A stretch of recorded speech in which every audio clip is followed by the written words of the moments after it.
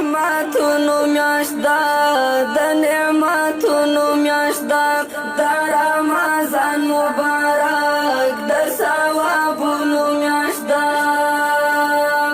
شپو سجده رب ته خپل ترېنه بخښنه غواړه کړه پښېماني او معافي له رب څښتنه غواړه کړه پښېماني او معافي له رب څښتنه غواړه کامل ایمان وغواړه دا د سوالونو میاشت ده کامل ایمان وغواړه دا د سوالونو میاشت ده د رحمتونو میاشت ده د نعمتونو میاشت ده د رمضان مبارک د ثوابونو میاشت ده نیک عملونه کوه نفلي لمونځونه کوه پکې الله رضا کړه ښه کارونه کوه پکې الله رضا کړه ښه کارونه کوه کړه تلاوت د قرآن دا د ختمونو میاشت ده کړه تلاوت د قرآن دا د ختمونو میاشت ده د رحمتونو میاشت ده د نعمتونو میاشت ده د رمضان مبارک د ثوابونو میاشت ده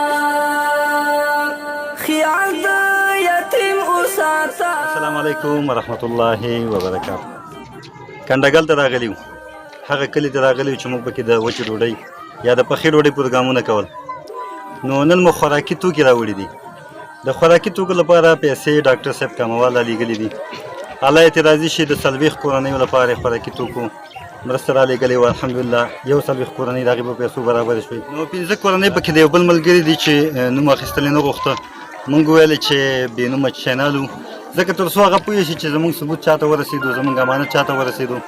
نو الیا ظفر په نوم باندې ویل چې ورکه 15 کورنۍ پکې. نو 4 کورنۍ پکې د امام حسین رحمه المسیح په لاس باندې زموږ یو ګران ورور دی مومن، هغې پیسې ورکړې وې د پخې ډوډۍ لپاره چې زموږ د پخې ډوډۍ پروګرامونه ولاړ دي، د خوراکي توکو پروګرامونه هم شروع دي. نو موږ ته ویل چې په دغه کې واچوه. 4 کورنۍ د هغې دي. نو الله دې د دغه ورونو نه راضي شي. دوستانو تقریبا ټولې 50 کورنۍ دي. نو 50 کورنۍ مو دوستانو موږ کوم مؤسسه نه ده او نه موږ ته د خارج نه داسې پیسې راځي چې هغه د نورو خلکو یا د غیر مذهبو خلکو پیسې وي.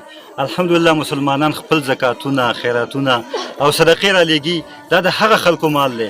موږ د کومې مؤسسې پورې تړلي نه یو او د مسلمانانو زکاتونه او خیراتونه یې رالیږلي دي. نو مننه کوو د دې کلي نه، د دې ځوانانو نه. زه د دغه ځوانانو سره یو څو خبرې کوو. ماشاءالله تکړه ځوانان یې دې کلي. نو زموږ سره پاتې شي. نن موږ سره تاریخ دی 21 د مارچ 2022 کال دی او سبا نه بل سبا روژه ده. نو دغه خوراکي توکي دغه یتیمانانو ته ورسېده. څومره به خوشحاله نو الله دې ډاکټر صاحب کاموال ته نورو ملګرو ته اجرونه ورکړي چې موږ ته خوراکي توکي رالیږلي وو. جاوید جان سره ولاړ یو، جاوید صافی ماشاءالله یو تکړه ځوان دی. موږ سره ډېر محنت وکړو په دې خوراکي توکو کې. الله دې راضي شي. صرف یو څو پوښتنې دې کوو. جاوید جانه دلته چا مرستې کومکونه څه شی راوړي دي که نه لومړي ځل لپاره موږ راغلي یو؟ مننه کوو لومړی له تاسو نه چې دلته راغلی. د المنصور خیریه بنسټ له مشرانو هغه چا چې مرستې او کومکونه کړي دي په دغه برخه کې.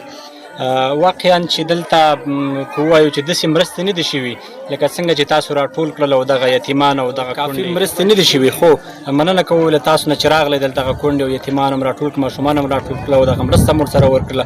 واقعا زموږ د دې سیمې خلک ډېر غریب خلک دي، داسې نه دي راټول شوي لکه تاسو چې نن راغلی المنصور خیریه بنسټ مشران راغله او دې ځای کې توضیح وکړله، دغه خوراکي توکي ورکړل. نو مننه کوو زموږ د کلي مشران ټول ځوانان خوشحاله دي په دې باندې چې داسې یو څوک راغلو پوښتنه یې وکړله. کور مو ودان، ژوندی اوسئ. ماشاءالله د استعداد والا ځوان دی او زموږ نه مننه وکړه. موږ د دوی نه مننه کوو چې موږ سره په دې خوراکي توکو کې ډېر کومکونه وکړل. لرکه برکه دا یتیمان راغونډول، دا لیستونه لیکل، دا داسې اسانه کار نه دی.